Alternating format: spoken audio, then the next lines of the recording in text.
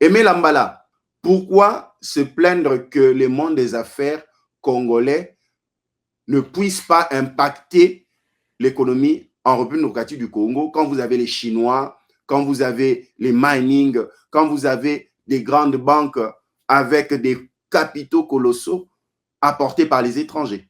Ben, je vais rectifier un peu. Au Congo, il n'y a pas des grandes banques, c'est des petites banques et assurances. Il n'y en a pas des grandes, malheureusement.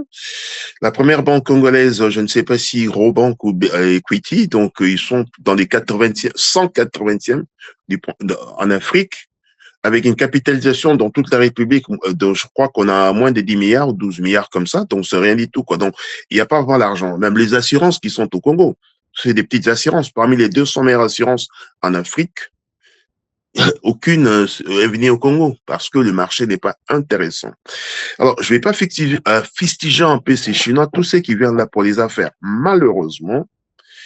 Donc, quand j'entends tout le monde parler un peu, il y a que des banques étrangères, tout ça, pourquoi on n'a pas de banque? Je suis même trois quarts des hommes politiques en parler, des économistes aussi en parler. On n'a pas de banque congolaise, mais sauf rien. Je pose la question, qui a interdit aux Congolais de posséder une banque? Mais personne.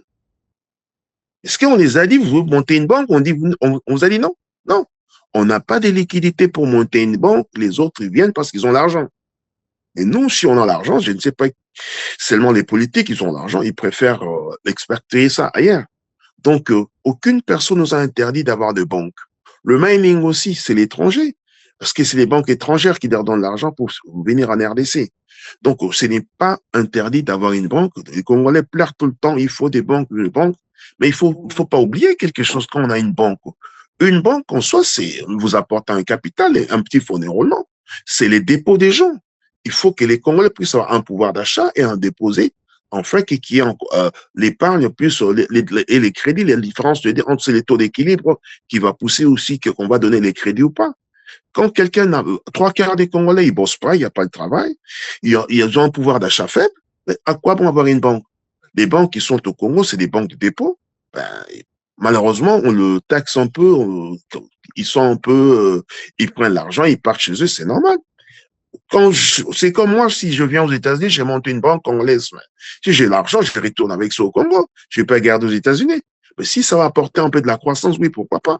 Maintenant, chez nous, quelqu'un qui vient faire une affaire au Congo, le pouvoir d'achat est faible, les gens n'ont pas de salaire, donc ils ont un salaire mais minime. Donc la croissance, l'attraction, un peu, attractivité des affaires n'y est pas. On préfère aller ailleurs, travailler chez vous, prendre un peu d'argent et partir ailleurs. Moi, je me souviens je pourrais toujours dire ça, le propriétaire d'Afriland First Bank, Dr Foucan, un jour au Cameroun, m'a dit, mais chez vous, au Congo, vous n'êtes pas fait pour les affaires. Vous êtes là pour trop parler, mais vous n'êtes pas fait pour les affaires. Mais la preuve est là. On commence à plairer derrière tout ça. Faites-nous une banque, ben, faisons notre banque nous-mêmes. Malheureusement. Mais Aimé Lambala, oui, c'est vrai que vous faites un peu un tableau un peu sombre du monde des affaires congolais, surtout par rapport Non, au non, non, j'ai Congo. dit non, non, non, non, j'ai dit la vérité, c'est pas sombre, j'ai dit c'est quelque chose. Est-ce que j'ai menti on a des petites banques? J'ai menti que les 200 000 assurés, ils sont pas, j'ai dit la vérité. Ma Qui question est interdit au Congolais celle-ci. d'avoir une banque? Personne. Ma question est celle-ci. Par C'est vrai. exemple, en France, on voit des investissements étrangers. Vous Oui. avez tous ces fonds qui viennent de l'étranger en France. Vous avez des grandes entreprises étrangères en France. Mais comment ces entreprises-là arrivent à créer et de l'emploi et de la croissance en France? Même aux États-Unis, vous avez des entreprises gérées, créées par des étrangers. Mais comment en France, aux États-Unis, on participe à l'économie, mais en RDC, vous dites que les fonds doivent être rapatriés, qu'ils ne soutiennent pas la croissance, il faut que les Congolais puissent eux-mêmes participer dans ce monde des affaires. Comment vous le dites? Ben, moi, je dirais que ce n'est pas à l'État. Donc, déjà, on n'a pas de grandes entreprises. Les gens n'y sont pas riches. On parle un peu de minerais, tout ça. Ben, il n'y a pas l'argent.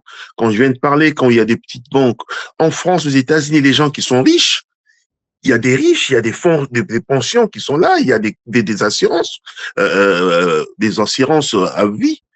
Donc, assurance santé, assurance vie, tout ça. Donc, les gens, il y a beaucoup d'argent, il y a liquidité, il y a les pouvoirs d'achat. Si vous n'avez pas de pouvoir d'achat, je crois que les gens vont pas investir. Si il y a moins de capital. Dans des pays que tu viens de parler, États-Unis, France, tout ça, mais il y a de l'argent. L'épargne, un exemple, dans un pays comme la France aujourd'hui, l'épargne, les gens, ils ont épargné aujourd'hui en France plus de 3 000 milliards d'euros en épargne, ils touchent pas.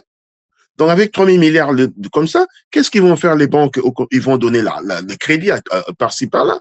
Ils vont financer les entreprises. Ils vont donner le crédit à la consommation. Les crédits revolving à tout le monde. Qu'il y aura l'économie qui va fonctionner. Il y aura quoi? Il y aura aussi la création d'emplois. Les gens vont travailler, il y aura création d'emplois. Parce qu'il y a l'investissement est là. Mais nous, les gens, ils viennent pas parce qu'il y a, personne ne vient. Il y a beaucoup d'argent à l'extérieur, mais les gens, ils viennent pas parce qu'on a une petite économie. Deuxièmement, il y a la monnaie qui n'est pas stable. Troisièmement, le problème politique. Donc, il y a des querelles politiques de gauche à droite. Un vrai investisseur ne viendra pas dans un État comme ça. Donc, ailleurs, il y a beaucoup d'argent qui traîne, malheureusement. Depuis qu'on a parlé partenariat public-privé, aucune société vient chez nous. Hein, parce que l'affaire n'est pas intéressante. Nous, on croit l'effet de posséder tous ces minéraux là, oui, on est meilleur. Non, on n'est pas meilleur. On manque un peu l'intelligence, on manque un peu le main-d'œuvre qualifié, beaucoup de choses. Et tous ces querelles politiques qu'on a, c'est qui fait que ça fait fuir l'investisseur. Le vrai investisseur, il viendra pas dans un État comme ça. La preuve, depuis qu'on a parlé, combien ils sont venus? Mais Nicolas Kazadi, ministre des Finances en RDC, a dressé un tableau élogieux par rapport à la RDC, notamment dans ses efforts auprès de ses partenaires, notamment le Fonds monétaire international, la Banque mondiale. Est-ce que, quelque part, sur le plan papier, chiffre, le ministère de Finances affirme que les efforts menés par le gouvernement de la RDC pour assainir le climat des affaires, pour booster l'économie de la RDC, ça avance? Sauf que même s'il y a certains problèmes dans les retards de paiement des salaires des fonctionnaires, mais quand même, il y a cette croissance qui est activée. Je ne sais pas, un peu quand vous parlez un peu, bon, je suis pas contre Nicolas, que je salue, je connais le frère, donc je parle un peu du pays, hein, donc on met un peu les sentiments à côté. Qu'est-ce qu'il faut faire? C'est faut rien. Vous parlez des FMI, tout le monde au programme des FMI, mais vous endettez, vous êtes content de vous endetter? Si un État est indépendant, vous ne pouvez pas rester comme ça. Il faut pas courir tout le programme des FMI, vous avez peur des FMI. C'est n'importe quoi, combien ils nous ont donné? Si on donne 1 milliard, on est incapable d'avoir 1 milliard. Il faut courir derrière eux. Mais non, messieurs. Ce n'est rien du tout, ça, 1 milliard, 2 milliards. Quand vous avez dit que vous avez 14 milliards de budget, alors, quoi bon, l'FMI? Qu'est-ce qui apporte? Qu'est-ce qui s'est passé jusqu'à la présent? On peut me parler un peu climat des affaires, ça a été tout ça. Oui, je crois. Même, c'est pour rien. Si un budget qui était des 14 milliards, du jour au lendemain, il y a un déficit public, c'est-à-dire que les budgets n'étaient pas sincères. Deuxièmement, il y a ensuite un déficit primaire aussi. Pourquoi? À chaque fois, l'État congolais, les trésors, donc au ministère des Finances, il s'endette. Il va toujours au marché des crédits pour prendre 40, 50 millions tout le temps auprès des Congolais pour les dépenses contraignantes. Ce qui veut dire qu'il y a pas, il y a le climat d'affaires. Quand on dit climat d'affaires, je vais savoir dans quel domaine.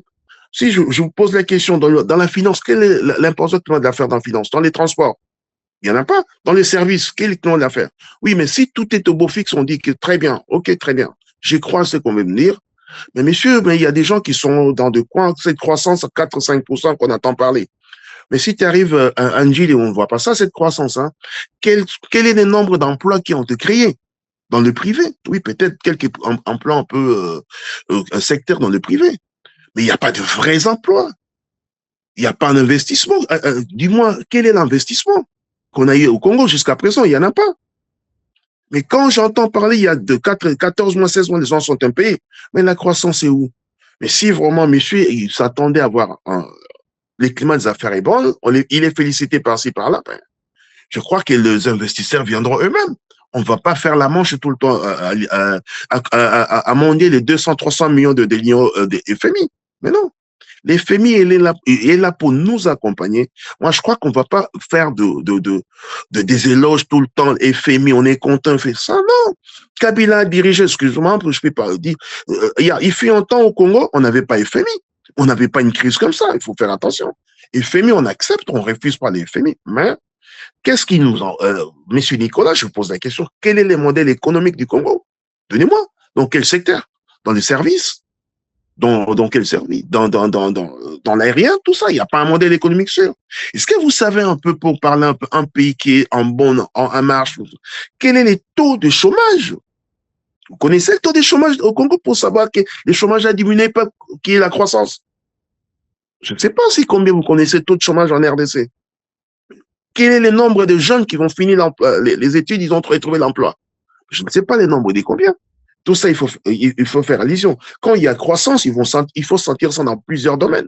Je ne suis pas là pour fustiger, dire du mal du gouvernement, mais je suis là pour dire la vérité, c'est tout. S'il faut changer, il faut changer.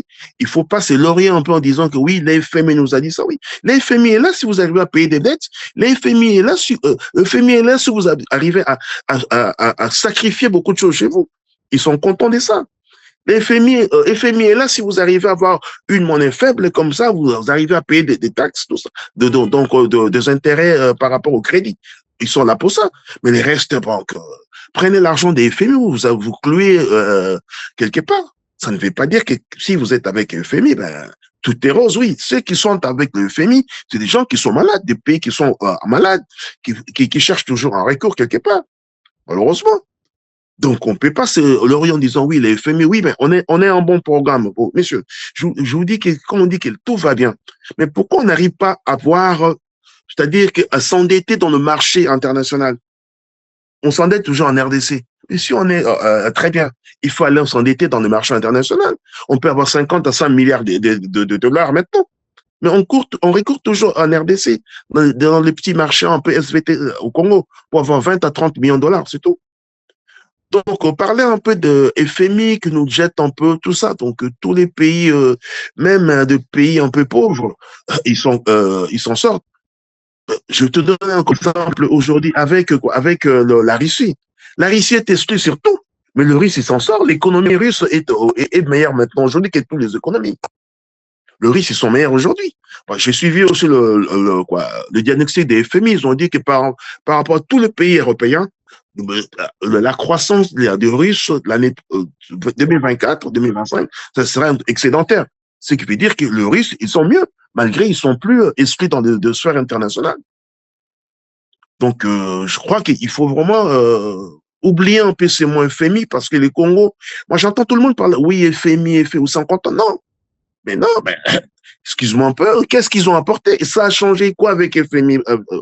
C'est pour rien du tout. Il y a les gens, ils sont toujours pauvres et il n'y a pas de croissance. La croissance, elle est où chez nous? La croissance, elle est dans le minier, c'est tout. Ça crée combien d'emplois? Excuse-moi un peu, combien d'emplois sont créés par un minier? Et cet argent-là, c'est combien? Malheureusement. De partout où vous nous suivez, vous êtes dans votre programme où nous recevons Aimé Lambala depuis Paris en France, expert en haute finance. Vous êtes dans votre programme depuis les États-Unis d'Amérique à Dallas.